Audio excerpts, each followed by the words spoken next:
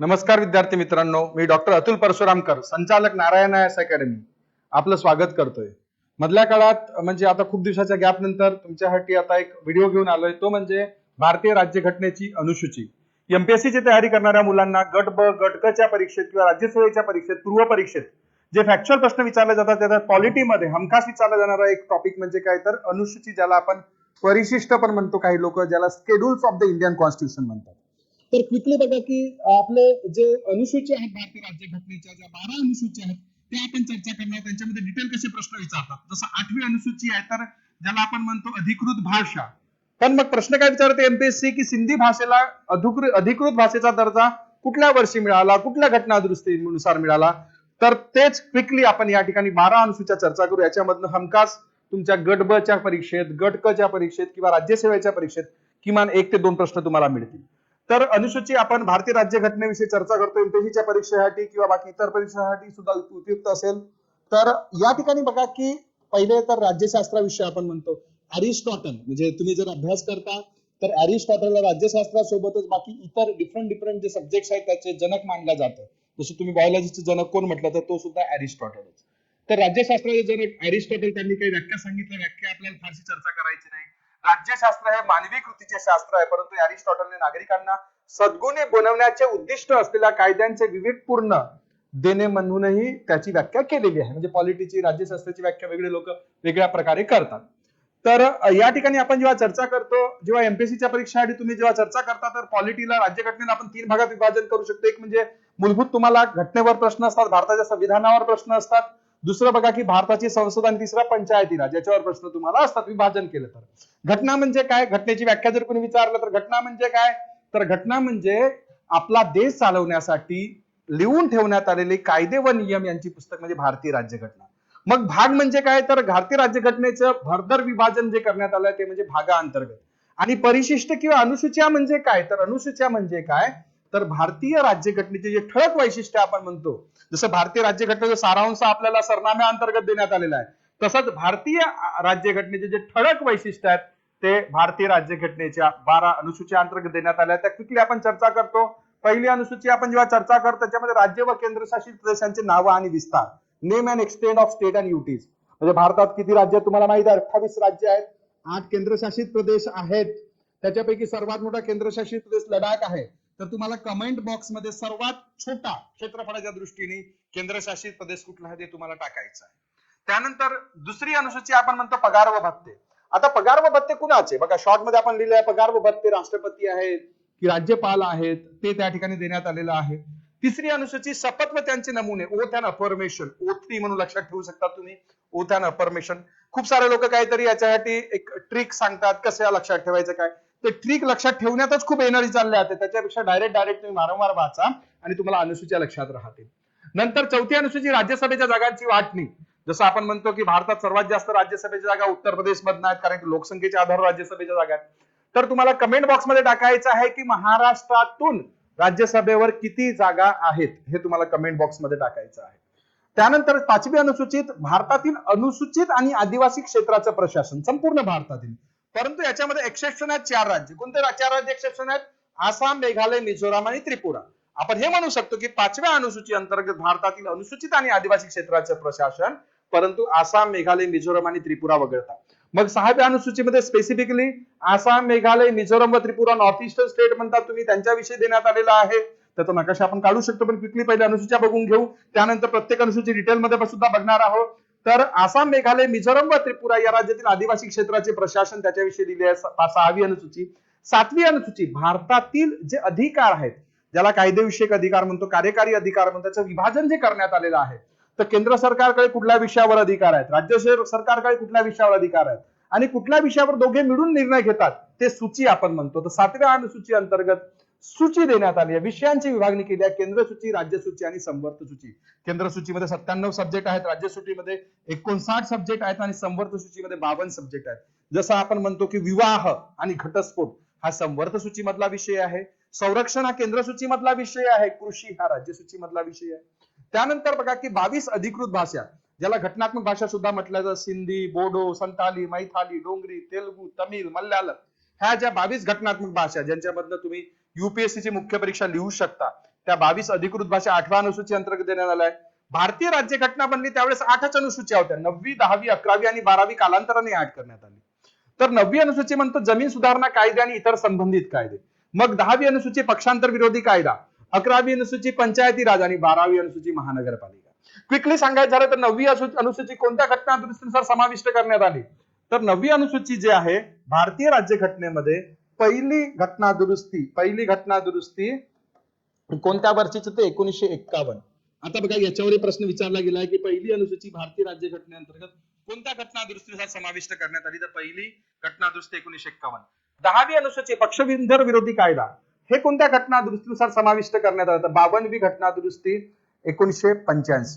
त्याच्यानुसार बघा की तुम्हाला त्या ठिकाणी पक्षांतर विरोधी कायदा समाविष्ट करण्यात आला. त्यानंतर पंचायती राज आपण म्हणतो. पंचायती राज भारतीय राज्यघटनेमध्ये 11वा परिशिष्ट 11वी अनुसूची कोणत्या घटना दुरुस्तीनुसार? 73वी घटना दुरुस्ती 1992. आणि महानगरपालिका कोणता? तर 74वी घटना दुरुस्ती 1992. हे तुम्हाला लक्षात ठेवायचे. म्हणजे तुम्हाला प्रश्न विचारला जाऊ शकतो की कोणती अनुसूची कोणत्या घटना दुरुस्तीनुसार भारतीय राज्यघटनेअंतर्गत समाविष्ट करण्यात आल्या. सुरुवातीला घटना बनली त्यावेळेस 8च अनुसूच्या होत्या.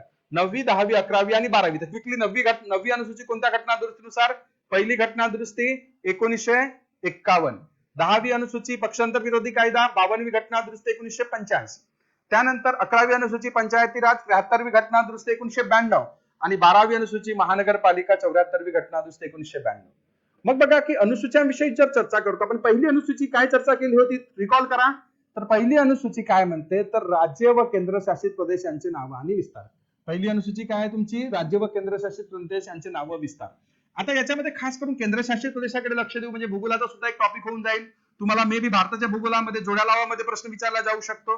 तर याच्यामध्ये पहिल्या अनुसूची अंतर्गत 8 ज्या केंद्रशासित प्रदेश जे आहेत, 8 केंद्रशासित प्रदेशापैकी सर्वात मोठा केंद्रशासित प्रदेश कोणता म्हटला? तर लडाख.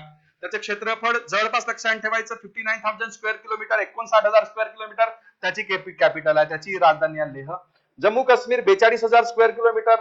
श्रीनगर ही उन्हाळी कॅपिटल म्हणजे समर कॅपिटल म्हणतो आणि जम्मू हे हिवाळी विंटर कॅपिटल. अंदमान निकोबार बेट म्हणजे लक्षद्वीप म्हणजे जम्मू काश्मीर आणि लडाख वेगळं होण्याच्या अगोदर सर्वात मोठा केंद्रशासित प्रदेश होता अंदमान आणि निकोबार. त्याची कॅपिटल आहे पोर्ट ब्लेअर. 8,000. कारण की हे तुम्हाला भारताच्या भूगोलामध्ये क्षेत्रफळ आणि केंद्रशासित प्रदेश जोड्या लावामध्ये प्रश्न विचारला जाऊ शकतो. कधी सिक्वेन्स विचारला जाऊ शकते. तर 5वा केंद्रशासित प्रदेश, 4था केंद्रशासित प्रदेश दिल्ली आहे. दिल्लीची कॅपिटल दिल्लीचे 1483 kilometre square kilometre. Dadra Nagar Haveli आणि दमन आणि दीव हे वेगळे होते, त्यांना क्लब अप करण्यात आलं, एकत्रित करण्यात आलं. त्याची कॅपिटल आहे दमन. पॉंडिचेरी जे आपण म्हणतो 490 त्याचं क्षेत्र स्क्वेअर किलोमीटर क्षेत्रफळ आहे. चंदीगड 114 आणि सर्वात छोटा केंद्रशासित प्रदेश थोड्या वेळापर्यंत अगोदर तुम्हाला सांगितलं कमेंट बॉक्स मध्ये टाकायचं आहे, तर लक्षद्वीप. आणि लक्षद्वीपचं किती स्क्वेअर मीटर? 32 स्क्वेअर किलोमीटर आणि कॅपिटल आहे कवरत्ती. तर हे झालं. मग दुसरी अनुसूची काय म्हणते? पगार व भत्ते. आता पगार व भत्ते कुणाकुणाचे? मुख्य परीक्षेत तुम्हाला प्रश्न विचारला जाऊ शकतो की पगार व भत्ते कुणाकुणाचे देण्यात आलाय. तर या ठिकाणी पगार व भत्ते देण्यात आलाय, लक्षात ठेवायचं, राष्ट्रपती, राज्यपाल. म्हणजे केंद्राचा घटनात्मक प्रमुख, राज्याचा घटनात्मक प्रमुख, राष्ट्रपती, राज्यपाल. त्याचबरोबर लोकसभेचे सभापती आणि उपसभापती, तसंच राज्य विधानसभेचे सभापती आणि उपसभापती, तसंच राज्यसभेचे अध्यक्ष आणि उपाध्यक्ष, तसेच इकडे राज्य विधान परिषदेचे अध्यक्ष आणि उपाध्यक्ष. त्याचबरोबर सर्वोच्च न्यायालयाचे न्यायाधीश, उच्च न्यायालयाचे न्यायाधीश आणि कॅग. लक्षात ठेवायचं. दुसऱ्या अनुसूची अंतर्गत पगार व भत्ते देण्यात आला आहे, वेतन व भत्ते देण्यात आलं. कुणाकुणाचं? राष्ट्रपती, राज्यपाल, लोकसभेचे सभापती, उपसभापती, विधानसभेचे सभापती व उपसभापती, राज्यसभेचे अध्यक्ष उपाध्यक्ष, इकडे विधान परिषदेचे अध्यक्ष व उपाध्यक्ष. त्याचबरोबर सर्वोच्च न्यायालयाचे न्यायाधीश, उच्च न्यायालयाचे न्यायाधीश व कॅग दुसऱ्या अनुसूची अंतर्गत देण्यात आलेला आहे. त्यानंतर तिसरी अनुसूची आपण म्हणतो शपथ व त्यांचे नमुने. तर याच्यामध्ये म्हणजे थोडक्यात बघा दुसरा आणि तिसरा मध्ये कन्फ्युजन होऊ शकतो. तर तिसऱ्या अनुसूची अंतर्गत शपथ व त्यांचे नमुने. तर कुणाचे शपथ व त्यांचे नमुने? तर सर्वात पहिले तर बघा संसद सदस्य म्हणून निवडणूक लढणारे उमेदवार म्हणू आपण. त्याचबरोबर संसदेचे सदस्य, संसद सदस्यामध्ये निवडून आलेले प्रतिनिधी आणि नामनिर्देशित सदस्य दोन्ही, आणि त्याचबरोबर संसदेची निवडणूक लढणारे व्यक्ती सुद्धा. त्याचबरोबर बघा की या ठिकाणी केंद्रीय मंत्री, त्याचबरोबर राज्यमंत्री, त्याचबरोबर राज्य विधिमंडळाचे सदस्य, त्याचबरोबर निवडणुकीसाठी असलेले उमेदवार, सर्वोच्च न्यायालयाचे, उच्च न्यायालयाचे न्यायाधीश आणि काय. पुन्हा एकदा बघा की तिसऱ्या अनुसूची अंतर्गत पहिले काय म्हणतो तर संसद सदस्य, निवडणूक येण्याच्या अगोदर किंवा उमेदवार असलेले ते सुद्धा. त्याचबरोबर राज्य विधिमंडळाचे म्हणजे लोक विधानसभा आणि विधान परिषद पण आलं. इकडे सर्वोच्च न्यायालयाचे, उच्च न्यायालयाचे न्यायाधीश, इकडे कॅग, कॅग सोबत केंद्रीय मंत्री आणि राज्याचे मंत्री ह्या तिसऱ्या अनुसूची अंतर्गत देण्यात आलाय. क्विकली चौथी अनुसूची राज्यसभेच्या जागांची वाटणी. राज्यसभेच्या जागांची वाटणी जी आहे आपल्या देशात आपण जर चर्चा केलं की राज्यसभा, लोकसभा किंवा तुमचं राज्य विधिमंडळ त्यांची जी सदस्य संख्या आहे ही कोणत्या लोकसंख्येवर आधारित आहे तर 1971च्या लोकसंख्येवर आधारित आहे. आणि पुनर्रचना कधी झाली होती कोणत्या लोकसंख्येनुसार 2001. जसं महाराष्ट्रातील समजा भंडारा जिल्ह्यातील आमचं चिमूर लोकसभा क्षेत्र ते मग भंडारा कोणत्या लोकसभा क्षेत्र असं रिऑर्गनाइज कधी करण्यात आलं तर 2001च्या लोकसंख्येच्या आधारावर, जनगणनेच्या आधारावर. या ठिकाणी बघाल की सर्वात जास्त राज्यसभेवर सदस्य तुमचे उत्तर प्रदेश मधनं, महाराष्ट्रातून 19 आहेत. मग तुम्हाला बघा की काही राज्यामध्ये एक राज्यसभेवर सदस्य दिसेल. तर त्या ठिकाणी लोकसभेवर म्हणजे जसं चंदीगड मधनं म्हणतो लोकसभेवर एक सदस्य, राज्यसभेवर नाही. तर हे सगळं तुम्हाला या ठिकाणी दिसून येईल. त्यानंतर 5वी अनुसूची आपण म्हणतो. 5वी अनुसूचीमध्ये काय देण्यात आलं, अनुसूचित आणि आदिवासी क्षेत्र म्हणजे ब्रिटिश काळापासून जिथे विशिष्ट समुदाय किंवा आदिवासी जमाती राहतात त्यांची संस्कृती जतन करण्यासाठी किंवा त्यांचं राहणीमान जतन करण्यासाठी, त्यांच्या हक्कांचं संरक्षण करण्यासाठी म्हणून त्यांनी काय करण्यात आलं आहे की 5वी अनुसूची देण्यात आली आहे. आता 5व्या अनुसूचीमध्ये अनुसूचित क्षेत्र म्हणजे भारताचे राष्ट्रपती त्या क्षेत्राला अनुसूचित क्षेत्र म्हणून घोषित करू शकतील. त्यातल्या त्यात बघा की राज्यपालांचे अधिकार, राज्याच्या राज्यपालांना अनुसूचित क्षेत्राच्या प्रशासन आणि नियंत्रणासाठी जबाबदारी देण्यात आल्या आहेत. म्हणजे राज्यपाल सूचित क्षेत्रांच्या शांतता आणि चांगल्या प्रशासनाचे नियम बनवू शकतात. म्हणजे बघा की तो क्षेत्र अनुसूचित क्षेत्र घोषित करायचा म्हणून कोण राष्ट्रपती ठरवेल, पण त्याच्या प्रशासनाची जिम्मेदारी राज्यपालांना देण्यात आलेली आहे. मग 6वी अनुसूची. 6वी अनुसूची कशाविषयी म्हणते तर मग आता स्पेसिफिकली 4 राज्यांविषयी देण्यात आलाय. नॉर्थ ईस्टर्न म्हणजे बघा की ईशान्येकडचे जे 4 राज्य आहेत, ईशान्य भारत म्हणतो आपण, त्याच्यात 4 राज्य आहेत. त्या 4 राज्यांचा हे 4 राज्य कोणते कोणते तर हे 4 राज्य कोणते कोणते तर आसाम आहे. आसाम सोबतच दुसरं कोणतं तर मेघालय. मेघालय सोबतच अजून कोणतं, मेघालयासोबतच कोणतं आपलं असेल तर बघा की इकडे नॉर्थ ईस्टर्न स्टेट आहेत. ह्या नॉर्थ ईस्टर्न स्टेट्स पैकी तुमचं हा आसाम झाला. आसाम सोबतच या ठिकाणी मेघालय, मेघालयासोबत त्रिपुरा आणि मिझोरम या 4 राज्याच्या क्षेत्राच्या प्रशासन आसाम, मेघालय, मिझोरम आणि त्रिपुरा. आता बघा की हे 4 राज्याचं जे प्रशासन आहे त्याच्यामध्ये 6व्या राज्यांना लागू होते. त्याच्यामध्ये आसामच्या भागात कार्बी अँग्लॉनचा भाग, दिमाओ हाऊस, बोडोलँडचा प्रादेशिक जो जिल्हा म्हणजे त्यांना स्वायत्ता म्हणजे डिस्ट्रिक्ट कौन्सिल्स त्या ठिकाणी त्यांना अधिकार देण्यात आले. मेघालयाच्या खासी जयंती, गारो खासी जयंती या ठिकाणी आपण म्हणतो.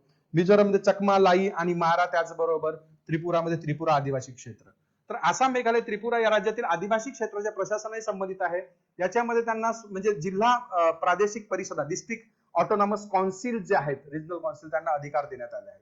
राज्यपालांची भूमिका काय असेल, राज्यपालांचे अधिकार स्वायत्त जिल्हा क्षेत्रामध्ये बदल करणे, परिषदा विसर्जित करणे वगैरे. प्रमुख स्वायत्त जिल्हा परिषदा कोणत्या कोणत्या, त्या ठिकाणी डिस्ट्रिक्ट कौन्सिल कोणत्या. कार्बी अँग्लॉन हा भाग आहे आसामचा, आपण म्हणतो आसाम मधला जो पठारी भाग आहे आपण म्हणू. त्याचबरोबर दिमा हासाव भाग आहे आसामचा, गारो हिल्स आहेत मेघालयामधल्या, त्रिपुरा मधला आदिवासी क्षेत्र आणि लाई, मारा आणि चकमा मिझोरम मध्ये. त्यानंतर बघा की 7वी अनुसूची महत्वाची आहे, ती म्हणजे केंद्र सूची, राज्य सूची आणि संवर्ग सूची. केंद्र सूचीमध्ये किती विषय आहेत म्हटलं तर किती विषय तुम्हाला माहिती आहे, किती विषय आहेत केंद्र सूचीमध्ये 97, राज्य सूचीमध्ये किती 59 आणि संवर्ग सूचीमध्ये किती 52. या ठिकाणी तुम्हाला प्रश्न विचारते की संवर्ग सूचीमध्ये आधी 47 होते तर नंतर 5 ऍड करून काय करण्यात आले 52. तर हे 5 कोणते समाविष्ट करण्यात आले याच्यावर प्रश्न विचारले जातात आणि कोणत्या घटना दुरुस्तीनुसार तर 42वी घटना दुरुस्ती 1976 यानुसार 5 विषय इथं ट्रान्सफर करण्यात आले. म्हणजे राज्य सूचीमधून संवर्ग सूचीमध्ये ते कोणते विषय तुम्हाला कमेंट बॉक्समध्ये टाकायचे. त्याच्यामधलं शिक्षण आहे की आरोग्य आहे की नुसतं शिक्षण आहे, त्यानंतर वन्यजीवन संरक्षण, असे 5 विषय तुम्हाला कमेंट बॉक्समध्ये टाकायचे. इथं जर थोडक्यात जर बघायचं झालं तर केंद्र सूचीमध्ये संरक्षण, परराष्ट्र व्यवहार, रेल्वे, अणुऊर्जा, बँकिंग. राज्य सूचीमधले पोलीस, शेती, सार्वजनिक आरोग्य, त्याचबरोबर स्थानिक सरकार, जमीन, राज्यातील व्यापार. मग संवर्ग सूचीमध्ये बघा की शिक्षण, वने, त्याचबरोबर फौजदारी कायदा, विवाह, वन्यजीव, घटस्फोट वगैरे सगळं त्याच्यात आलं. मग 8वी अनुसूची. 8वी अनुसूची अंतर्गत बघा की घटनात्मक भाषा, संविधानात्मक भाषा किंवा अधिकृत भाषा म्हणतो. किती भाषा आहेत तर 22. ज्यावेळेस भारतीय राज्य घटना बनली त्यावेळेस नेहमीच्या 14 भाषा होत्या. नवीन ऍड करून काय की 22 करण्यात आलं. मग तुम्हाला प्रश्न विचारला जातं की 15वी भाषा लँग्वेज कोणती, तर 15वी जो लँग्वेज आहे त्याच्यामध्ये 15वी 15th लँग्वेज म्हणू आपण, तर ती सिंधी भाषेला घटनात्मक भाषेचा दर्जा देण्यात आला. आणि घटना दुरुस्ती लक्षात ठेवायचं 21वी घटना दुरुस्ती 1967 हे तुम्हाला लक्षात ठेवायचं आहे.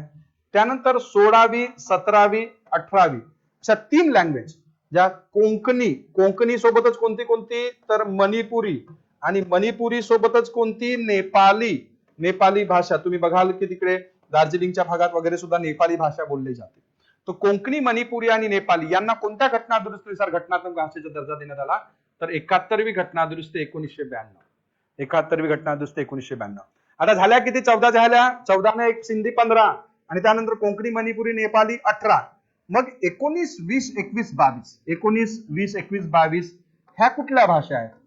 तर बोडो, बोडो सोबतच संताली, संथाली सोबत बोडो, बोडो, बोडो सोबतच संथाली, संथाल म्हणतो ना मग संथाली. त्याचबरोबर बोडो, संथाली, मैथिली, मैथिली, मैथिली सोबतच डोंगरी, डोंगरीला डोगरी सुद्धा म्हणतात आणि लडाखी सुद्धा असे म्हणतात.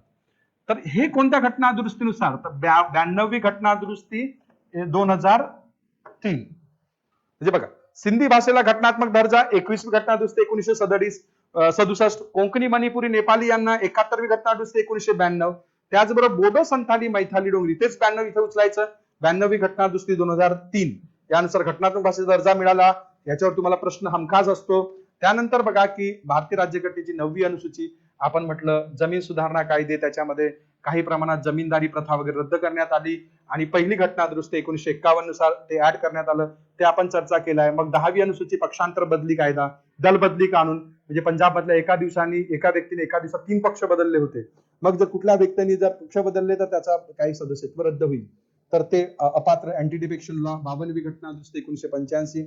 10वी अनुसूची आपण म्हणतो पक्षविरोधी कायदा. त्यानंतर 11वी अनुसूची आहे तुमचं, ज्याच्यामध्ये 29 विषय ठेवण्यात आलेले आहेत. ते कशाविषयी? पंचायती राज. पंचायती राज संस्था आधी होत्या पण त्यांना घटनात्मक दर्जा 73वी घटना दुरुस्ती 1992 नुसार देण्यात आल्या. त्यानंतर महानगरपालिकांना 74वी घटना दुरुस्ती 1992 नुसार महानगरपालिका म्हणून आपण त्यांना. 12वी अनुसूची. आता 11वी अनुसूचीमध्ये जे 29 विषयात महत्वाचे विषय लक्षात ठेवायचे, प्रश्न विचारला जाऊ शकतो कंबाईनच्या परीक्षेमध्ये, गट ब गट क च्या परीक्षेमध्ये.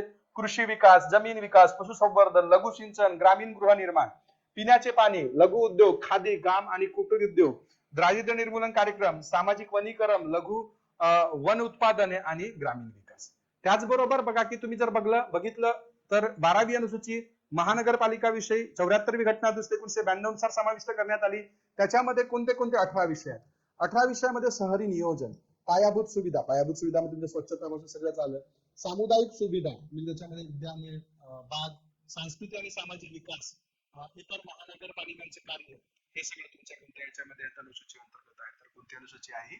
तर 12वी अनुसूची. तर ह्या झाल्या अनुसूच्या. तर बघा की याच्यामधनं तुम्हाला हमखास येणाऱ्या काळात परीक्षेमध्ये एक प्रश्न राहील, नक्की तुम्ही त्याच्यावर म्हणजे हे व्हिडिओ बघून त्याला अटेंड करू शकाल.